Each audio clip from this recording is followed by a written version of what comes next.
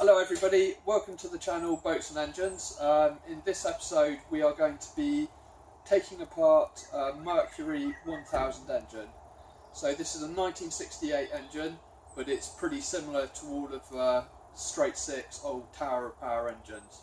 So we're going to strip it down into its component parts and find out what's wrong with it, assess what needs to be done for a rebuild to get it running nicely again. Thank you.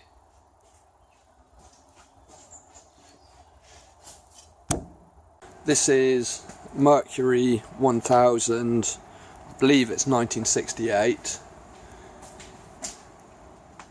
I paid $300 for this, so didn't pay much for it, but I had a look over it yesterday and it's got some pretty serious problems actually. So might rebuild it, might just part it out depending on how difficult things are.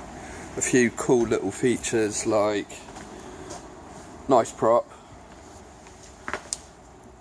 It's had its water inlet blocked up and that inlet put in so you can go surface piercing, because otherwise the water line's sort of here and obviously that's below the pickup, so you just overheat it, although I think it has been overheated anyway.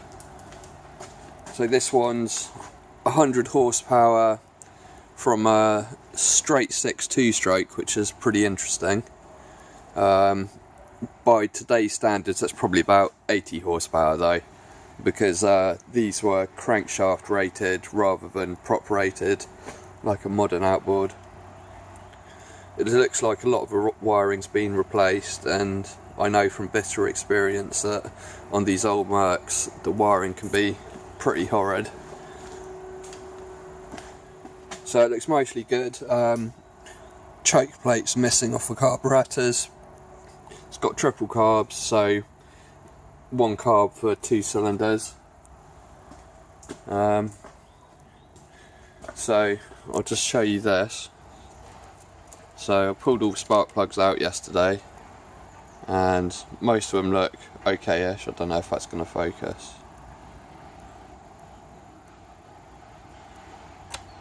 Except for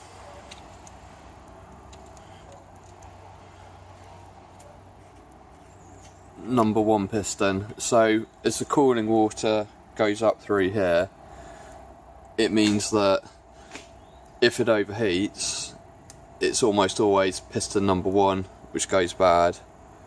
And try and get that to focus.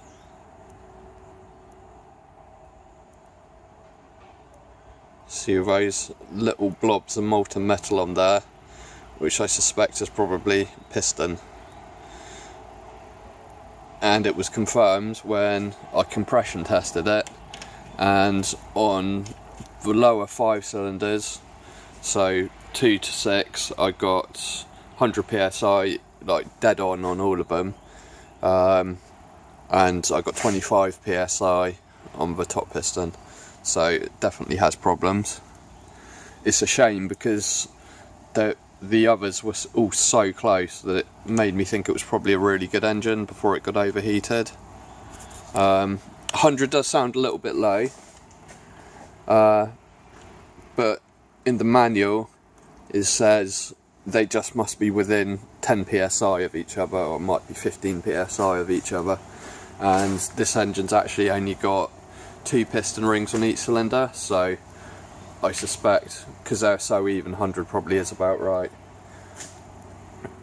Now, what I'm going to do next, I don't really know. I looked in the book, so to get the pistons out, so what I probably do is take it apart, hone it, change the piston rings, change that top piston, and I can get a top piston fairly cheaply in from America. It's actually cheaper for me to get a new piston than it is a second-hand one, just because the postage is cheaper, but I can get one delivered here for about £35, which isn't too bad. The only issue is, apparently these power heads freeze onto the bottom of the outboard, and it says if it's a couple of years old in the book it may be stuck. Now this is 50 years old and it's been used in salt water. In England, almost all of our outboards will be used in salt water.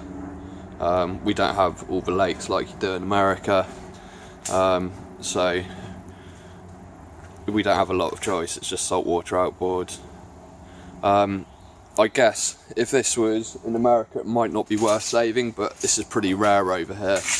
I would have preferred the proper, more powerful tower of power, but this is all I could get really. So now I'm just going to show you the compression test. I've already done this, but just to see how I do it. So first of all, just remove all the spark plugs. That helps it to spin a bit freer. I'll just show you number 2 and number 1. This is number 2. So this is a good one, and I'll show you it to compare against the bad one. So got the compression tester, just screws in there. Some people seem to have trouble getting down to that one, but my very cheap compression tester has a very thin line, so it gets down to number 6 nice and easily. So all I do is put jump leads, so onto the ground on the starter, ground on the battery. I find it easier to switch it on the battery terminal than trying to get it to grip on the positive post on the starter. I'll spin it over and see what it gets today. So I soaked WD-40 into all of these overnight, so it might be a little bit different, I don't know. I don't want to do it too much. I'm not going to show you all 6 because I opened up this little, I think it's just an inspection plate yesterday, and I could see that piston looked really good. This one looks, the piston itself, it looks good, and the rings don't look stuck, but there were sort of bits of metal shards in there, and I'm worried if I keep turning this over then it's just gonna score the liners and it make it much harder to hone it out, but we'll see what we get. Like I say, this engine might not come apart. If it does, it'd be very nice, because then I'll have a rebuilt classic engine, but I have a suspicion that this power head won't come off. But I was wondering maybe if I could remove, this is the crankcase cover, remove the crank, if I can't get it apart, move the crankcase cover and try and do it with it still attached, but I don't think it's that likely. Right, so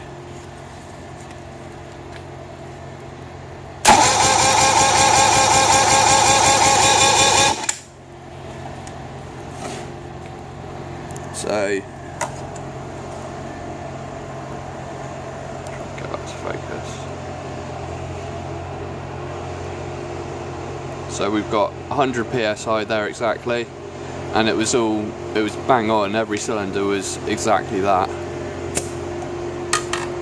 So we just unscrew this. This is all much harder one-handed, trying to hold my phone and film at the same time.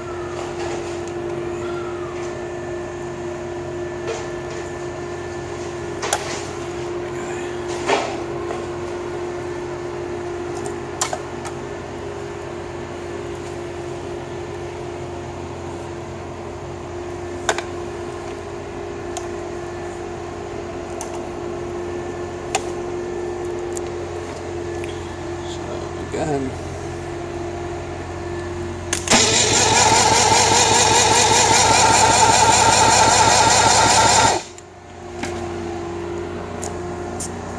Oh, I pressed the button too early, I'll do that again.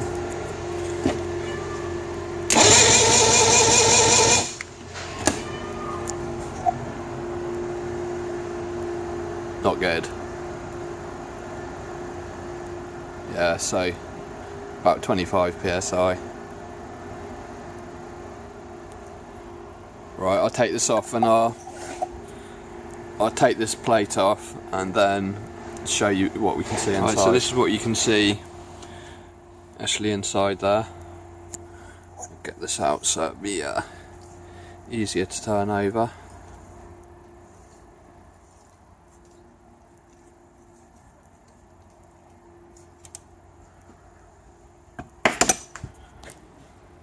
So This one, it's oily, but I put WD-40 in it, otherwise it doesn't feel gritty or nasty. In this one, I don't know if you can see that, but I can feel little bits of metal, which is not good. Also, the pistons, I'll turn this over a bit.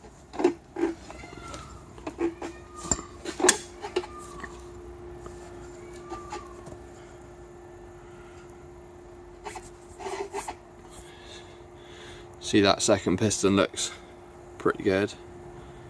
A bit of scoring, scratches on it, but I don't know if you're supposed to do this, but piston rings feel good. Nice and springy, they're not stuck. Top one, some pretty serious scratches going on, which is why I didn't want to turn that over too much more, because there's probably crap in there which is scratching it as I'm doing this. Just poke the piston rings, and actually these ones feel fine as well, but you see that piston's all black and nasty colour and really scratched up. See if we can turn it over a bit further and see the top of a piston. So I was expecting it to look worse than that, to have such terrible compression figures, but I think it needs to come apart anyway, because if I tried to run it as it is, I think it would run. It's so good on the other 5 cylinders, but it's going to be rough and it's going to be massively down on power. I don't want that. And what I'm thinking is, at the moment, the best I can do is strip it down for parts and sell off for parts and probably make my money back, but it's hassle and time. While I'm doing that, I might as well just try and strip it down. If I can get it apart, then I'll hone all 6, change all the piston rings and change that knackered top piston probably, but I'll know more when I take it apart. The only worry is that this bore's too damaged to hone out. Normally you can though, like, even if there's a couple of little scratches left in, it's gonna be better than nothing. It's gonna be better than it was. And who knows, I mean, all of these are so even, I think they were good, but maybe we will get better compression afterwards, or once it's run in at least. What I found so far, first thing you notice is the fuel pumps aren't connected. It just had this sort of setup going straight into the carbs, so I guess they're running just off an electric fuel pump, which makes sense. This was on the racing boat. The ignition coil, as far as I can see, is just held on with 1 bolt, so I suspect that's not standard. Don't even know if it's yeah, it has got a Mercury. Don't know if you can see that just in there, Mercury logo, so it is the Mercury part.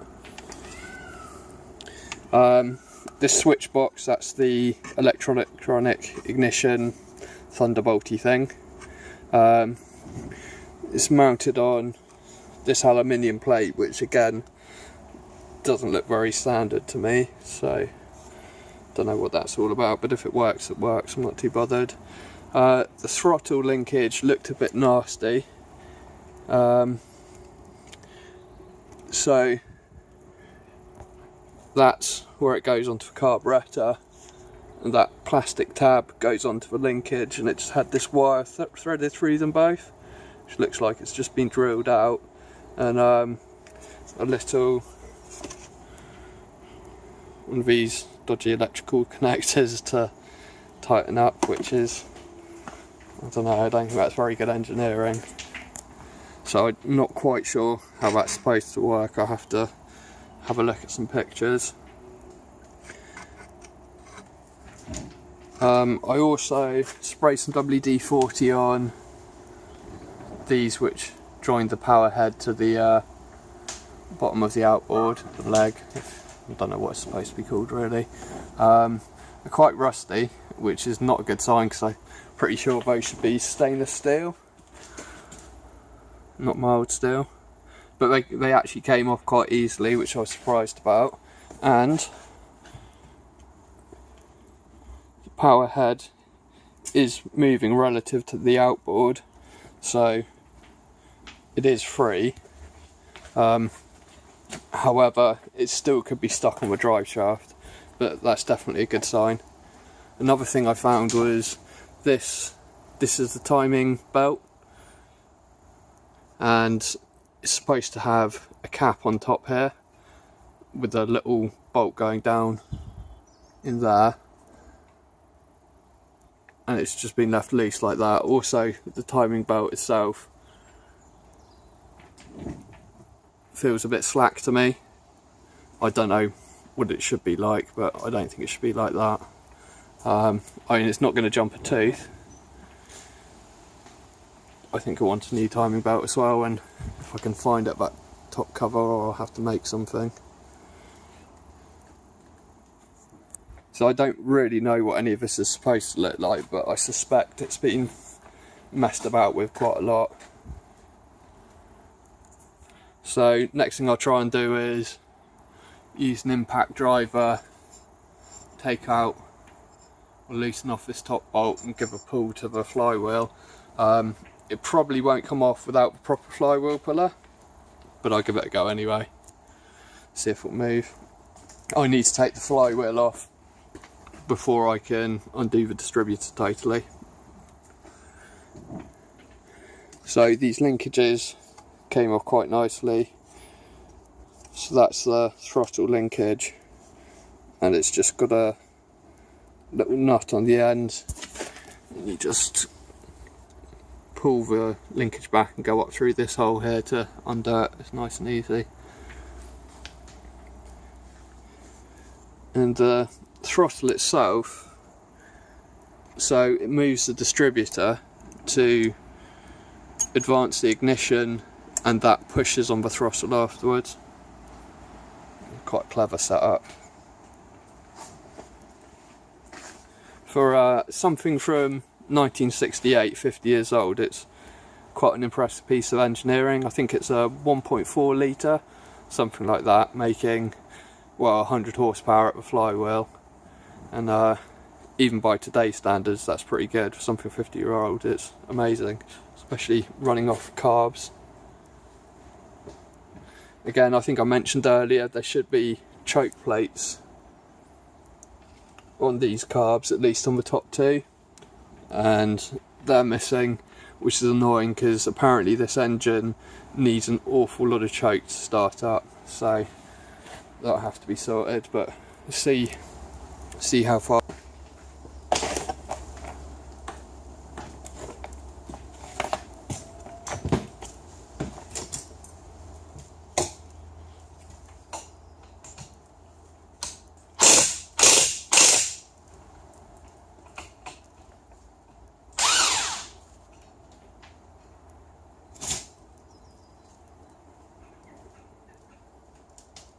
Right, so that came off nice and easy. What I will do is I'll just put it back, the nut back on a couple of turns.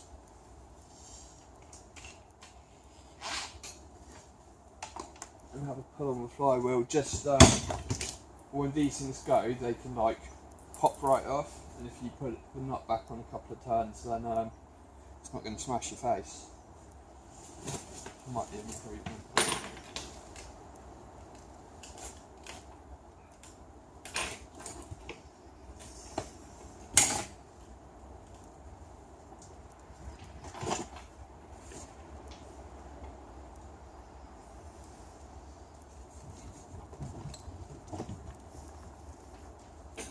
No.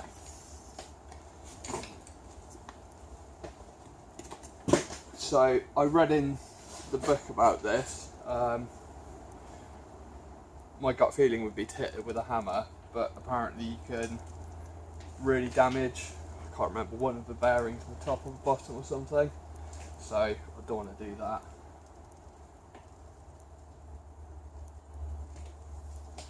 So I think this isn't coming off without the puller, and I can't get the distributor off without that. I don't want to take the power head off until I've got all these bits off of it. Also, the carb's going to be very hard to get off with the distributor on, so I want to get it all stripped down before I try and take the power head off. I spoke too soon. To get the flywheel off, you can actually do it without taking off this bit, which, don't know what you'd call it, flywheel hub maybe. So on the flywheel, you've got these bolts around the top, so you can just undo them and take it off the hub joining onto the crankshaft. I did scratch in a mark there corresponding with that bolt, so these two can line up again. Also, try and get it to focus, scratched in a mark on this bit, and because this comes off, also a mark on that, just so that the flywheel goes back the same way. It doesn't have any proper timing marks on it, but somebody's painted a white line there, which I'm guessing is top dead centre. But I'll go through, and if this comes apart and goes back together, actually recheck top dead centre and all the ignition timing and everything else. So now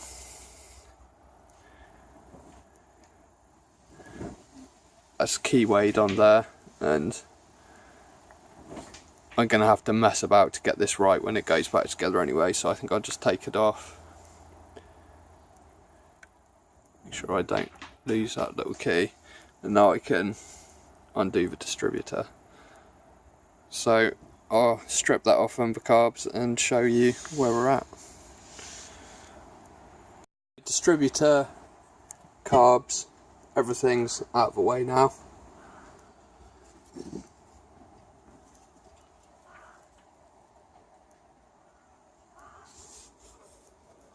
It all looks pretty good. I noticed there's quite a few bolts missing as I was taking everything apart.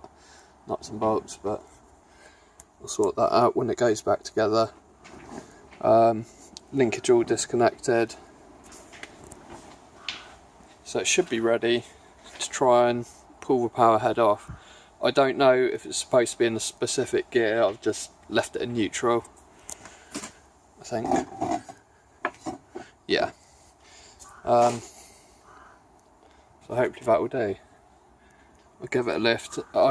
I looked through the book and it mentioned disconnecting the lower water pipe, and I'm guessing these are the water pipes, but as far as I can see on this one, it connects into the block.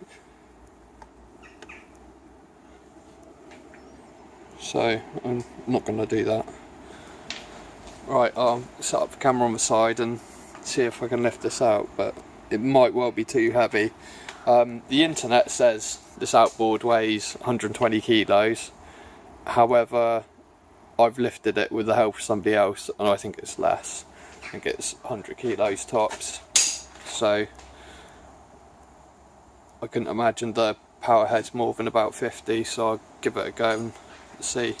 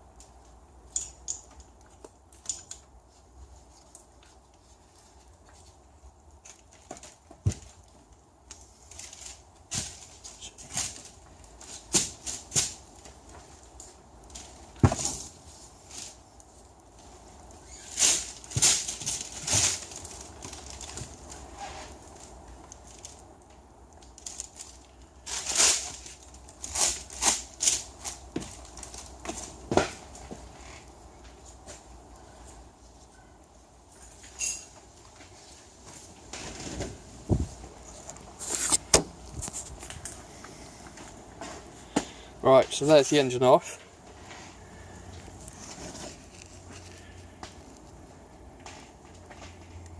So I think that's the exhaust, and this plate on the bottom does come off if you want to clean it out, but it doesn't look too bad. I don't want to mess about too much with that because I'll have to buy a load of gaskets for it. There's no evidence it was leaking, and it's a bit dirty, but no major blockages. Now this plate does come off. It's not the head. Inside here, the piston chambers come right to the top, and it's just a water jacket. So it's a blind engine. So when we're honing it, we have to do everything from the crankcase side, which makes life a lot harder. Certainly when you put the pistons back in, because it's blind, you can't just put them in the top like you would on a normal 4-stroke. You have to actually feed them all in as an assembly with the crankshaft from the back.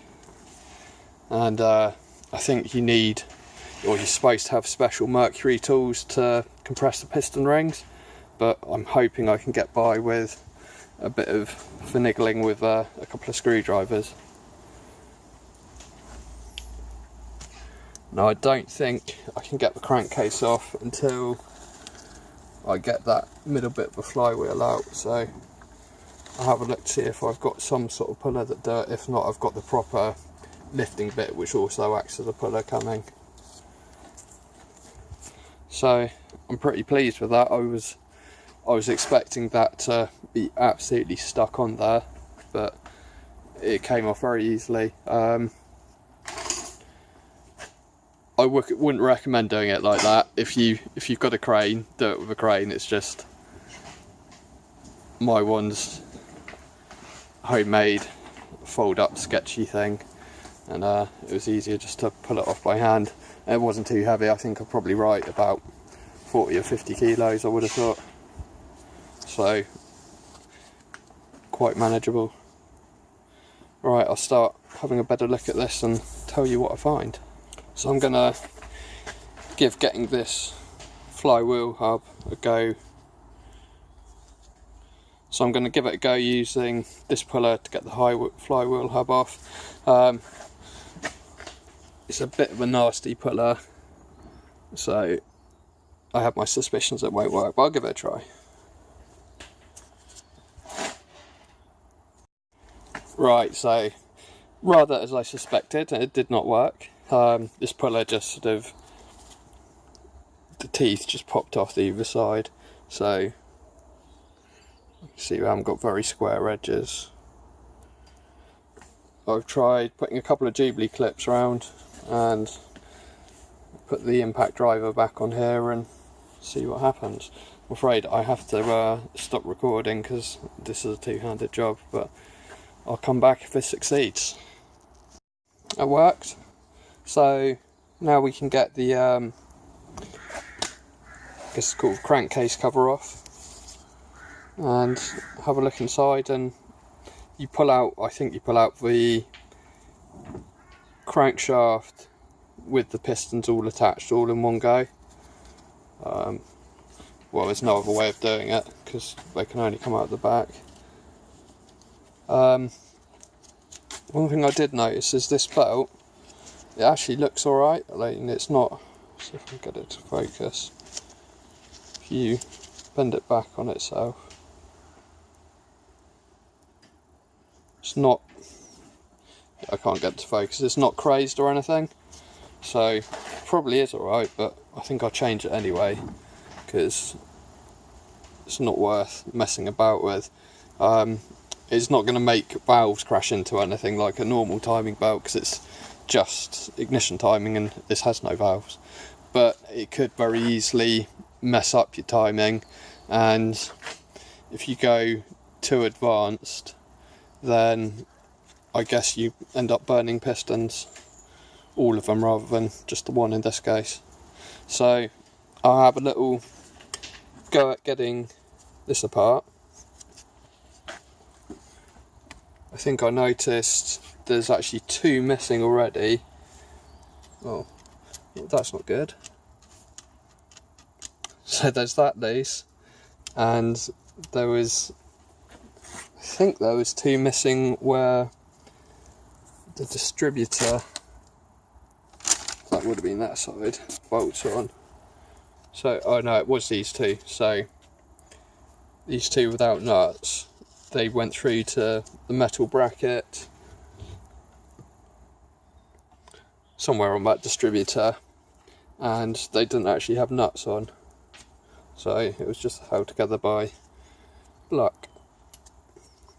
But yeah, I'll have a go at getting this off and then see what we find inside. Looking down, it doesn't really tell you much into the inlet ports. It all looks very clean and nice. So we'll see. We've got it all apart now, and I'll take you through my findings. First of all, loads and loads of nuts and bolts to get this apart. As I've been going, I've been putting everything in bags and the big bits in this box. I did find this end cap thingy has a bit sheared off. I've got the bit, but it's got a O-ring seal before it, so I think it'll probably be okay as it is. I'll see if I can stick it back. I want the shim to be the same way round on it. I'll see if I can find a new one, but if not, I think it'll probably be alright. I mean, it'd be better to replace, but we'll see. So, looking down the bores, I think it was probably rebuilt fairly recently because I can see the cross hatching on it.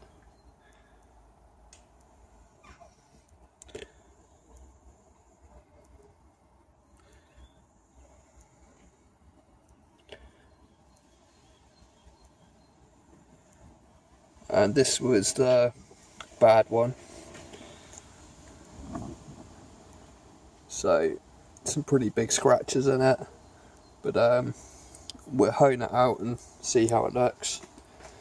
Now the pistons, as I thought, first 5 all look very nice. Here's Mr. Melty McMeltface, and actually the reason it wasn't getting good compression was the piston rings actually stuck sort of where all this really nasty scoring. So with a bit of oil and turning over, it probably would have popped and got compression back, but then there was all this crap in here anyway, so it's gonna wear it out pretty nastily pretty quickly, so better to change it. Another thing you might notice is 2 piston rings, 2 piston rings, 3, 3, 3, 3. So I think this age of engine, I'm not entirely sure, originally had 2 piston rings. So I think these 3 ones are new pistons, or replacement pistons. When I looked in, I only looked in these top 2, and so I saw 2 piston rings, and I presumed that was the piston it had up throughout. So the pistons I was looking at were these ones. So what I might actually do is get 2 new pistons with the 3 rings. I'm figuring that 3 is probably better than 2. I don't really know. I guess you get slightly better compression with this, but I would have thought this has more resistance, so it saps more power, I guess, but I don't know. Bearing in mind that actually all the rest of the 5 had exactly the same compression anyway, so it didn't make that much difference on this case. So yeah, the others all look good. It's definitely savable. By the time we've honed it and got new rings, it should be running the sort of power it had when it was new, I would have thought. And we're rebuild the carbs as well, but it is good news. It's come apart and it's definitely savable. Let's Try and get a close up of this really nasty one.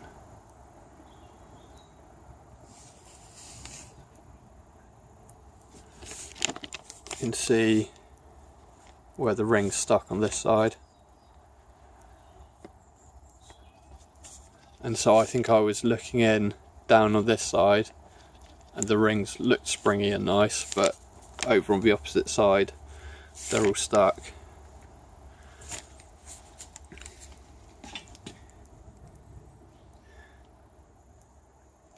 But yeah, I'll see how much I can get these 3 ringed pistons for.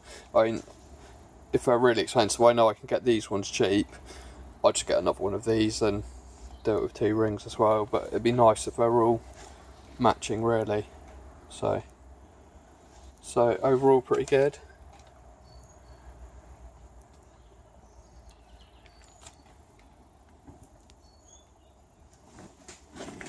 Show you a little peek down in here.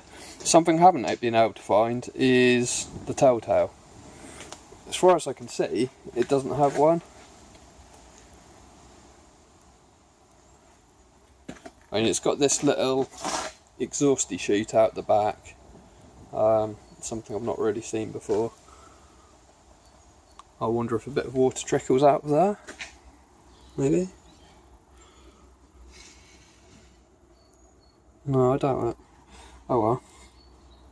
Maybe these older ones are before they had telltales. I don't know, I'll do a bit of research and find out. But yeah, all in all, good day's work. So I don't have a piston to replace it, but if I did, I could probably get this all back together again today. So it's a very simple engine, and you could probably rebuild a tower of power in a day if you really had to.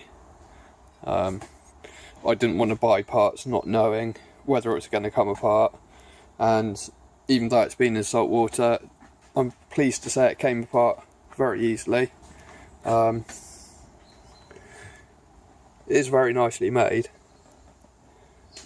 Quite impressive for something 50 years old that's been living in salt water. Came apart nicely, but it could well have been apart quite recently. Looking at the bores and the odd pistons.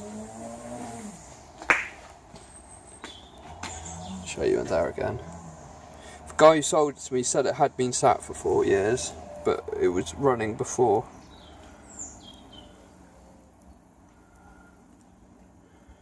So yeah, we'll hone all of these out, clean it all up.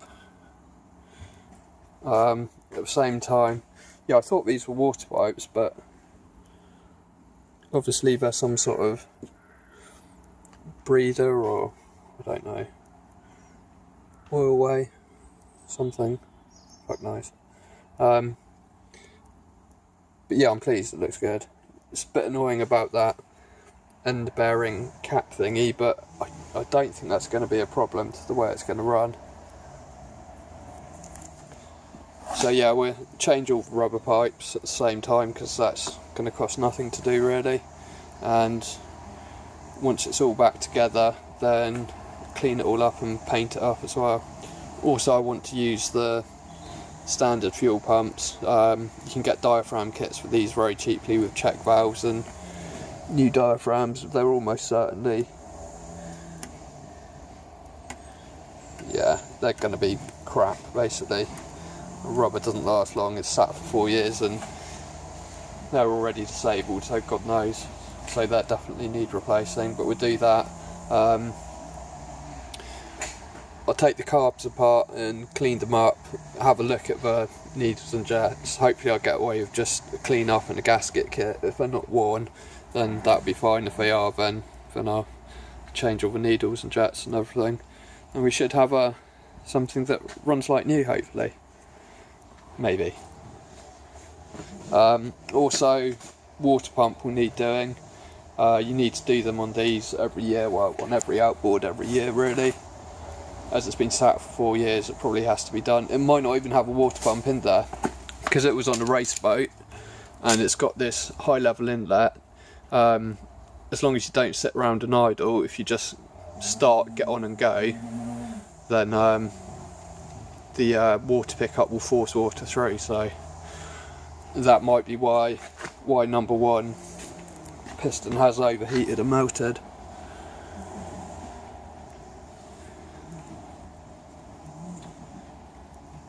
I mean, if I was being really cheap, I could just unstick this piston, clean it all up and put it back together, and we'd probably have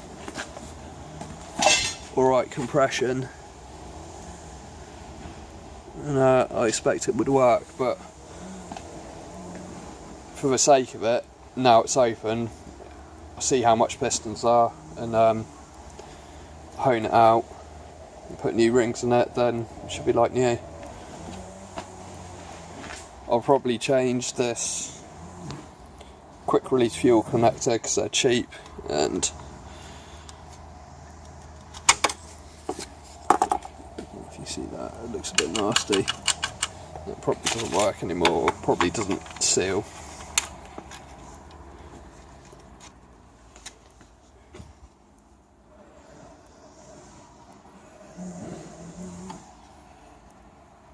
So yeah, it needs a good clean out in here. I'll probably paint the whole lot as well. I'll just show you some of the other goodies I got with it. Some of this we've got on eBay. I've got a box of loads of bits. I think these will, you can still get all the original decals for these, so I'll polish one of these two chrome ones up and get new stickers for it. I think that might be the original from the engine, but it's all been painted black, and it's got the don't know how to pronounce it, key cafer. So we've also got top cover, lower cover thing, a couple of controllers. I think I'm going to have to make one out of two. I'll probably use this one, although the handle's been cut off, so I have to do something with that. Load of rev counters, that one's pretty cool. Proper Mercury one. Awful pressure speedo, which lies about speed. A few other bits and bobs, trim gauges and stuff. I'm not going to use them.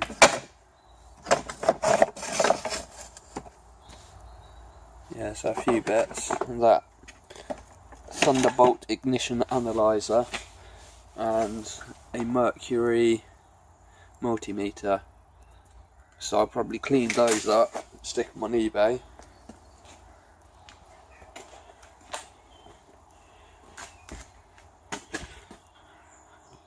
Look at that hydroplane. So the outboard will not be going on this hydroplane. This takes inboard. It did have a 700 horsepower big block Chevy, but we're putting this to the side for the moment. It's probably going to end up with a pair of 2JZ engines. So it came with 4 covers as well. I think this sanded one is the correct for the year. Some other cool ones, later Mercury. I think that's Mercury Blue Band of the right age-ish, maybe a bit older. I think this is from a 1500, 150 horse, and getting another later one. So I think I'll use this one. Well, I'll see how it comes out. I'll take his race sticker off and give it a sand with, I don't know, maybe 600 grit, see how it comes up, and then give it a polish. I think it might look pretty cool. I know it's not very original, but I think it would look good once the decals are on it.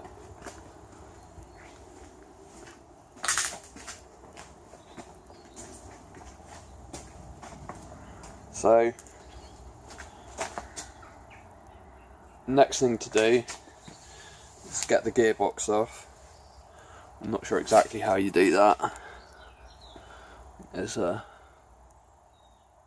nut up in there, I guess that comes undone. There's 2 in there, and 1 on either side. So I think you loosen them off, try and split it, then pull it down. See if it's actually got a water pump. Might have nothing in there. So I think I'll get to that next, or I could do a bit of sanding, but I think I'll get this done. This is the next day. I've had a look, and I've ordered 2 new pistons and a full set of rings. So the 3 piston ring ones rather than the 2. So they'll all be the same, which will be a bit nicer, I think. Hopefully I've got the right ones. There's an awful lot of different options. I had a little look for that end cap thingy that was broke. I look at the video and it was already cracked.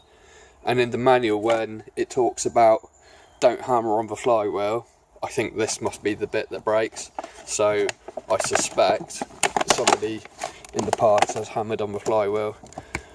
So I couldn't find one exactly the same, and I suspect trying to press that bearing out, you'd break it anyway. So I think that's just going to have to be okay.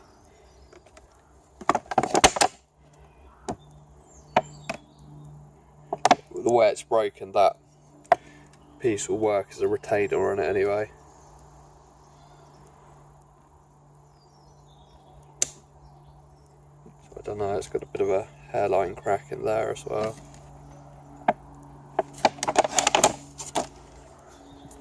Right, thanks a lot for watching, guys. I hope the video's been useful to you. Please remember, I'm really not an outboard expert.